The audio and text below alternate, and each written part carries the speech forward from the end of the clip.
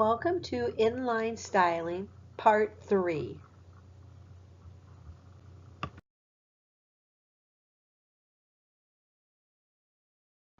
The essential outcomes for Chapter 2.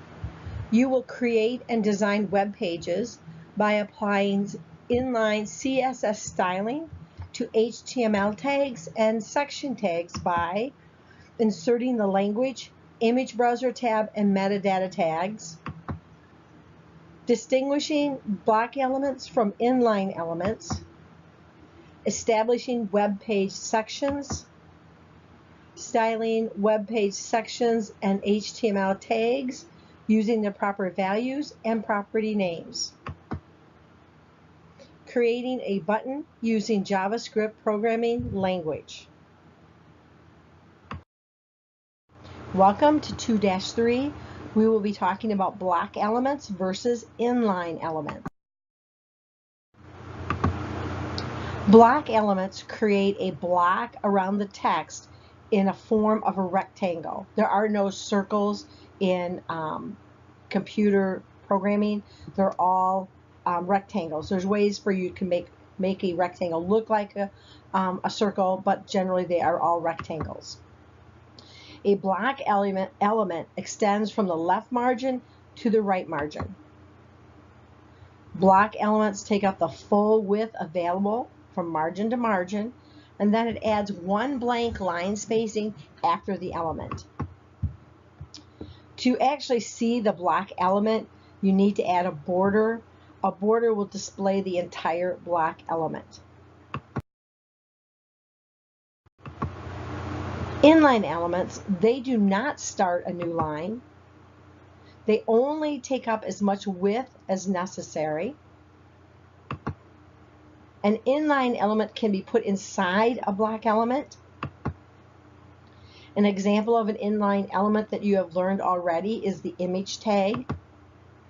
An image only takes up as much room as it needs to fit the picture. Thus, the image tag may be put easily into a block element and then styled so that it can be moved or it flows to fit inside the block element.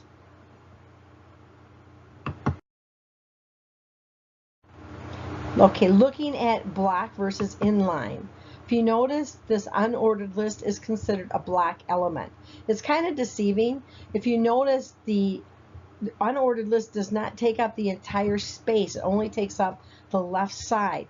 But since it's still a block element, it's still going to go from left margin to right margin. So trying to put another element alongside it to the right of it, you can't do in HTML or CSS. Now, the image is an inline element. If you notice the black border around the image is only taking up as much space as it needs. Notice it does not extend from margin to margin like the block element does. If we look at a heading 1 element or any of the heading styles, this is considered a block element. And you can see here very easily, notice there's a border around the heading favorite vacationing sites to experience by motorcycle. You're going to see that even though it only takes up about 2/3 of that block element, it's still holding space for that. So trying to move something to the right to line it up alongside the H block element, you wouldn't be able to do. Identifying block versus inline elements. First, why do I need to know this?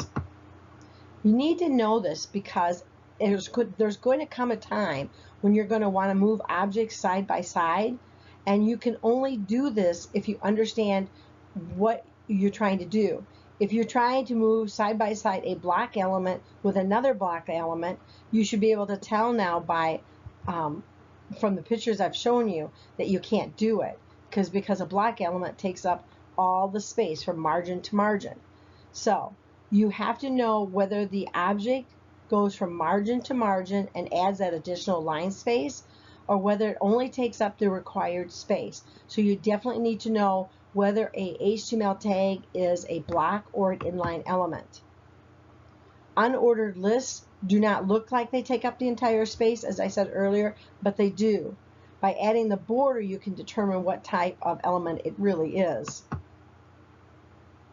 If you try to put an unordered list and a paragraph tag side by side, paragraph tags are also block elements, it will not happen. To put two block elements side by side, you have to trick CSS so that it believes that the block element is actually an inline element. And we'll talk more on that later. So, the block elements you have learned, the body tags, the H1, any of the H1 styling tags, block quotes, all the section tags, and the paragraph tags are all considered block elements. The inline elements you have learned is the image tag, the quotation tag, the mark tag, and the span tag. The mark tag and the span tag you're going to learn shortly in this chapter.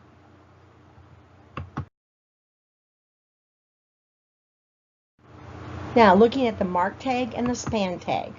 A mark tag is a tag that is a paired tag and an inline tag. It highlights text just like you highlight text in a Word document. The default color for a mark tag is yellow. Because it is an inline element, it always appears inside a block element, sharing the same line spacing as the block element. A span tag is an element and it is a pair tag and an inline tag. You use to color a section of text or a div tag. Because it is an inline element, it always appears inside a block element, sharing the same line spacing as the block element. You have just finished section 2-3. Please now go to your Chapter 2 folder, open up the website called My First Web Page in Notepad++, highlight a sentence within a paragraph using the mark tag.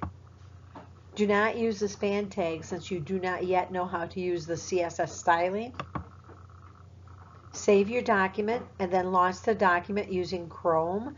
Make sure you see the highlighted sentence.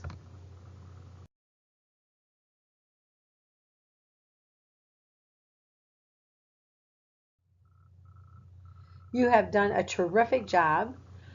When you finish 2-3 and I have reviewed your work, please move on to section 2-4.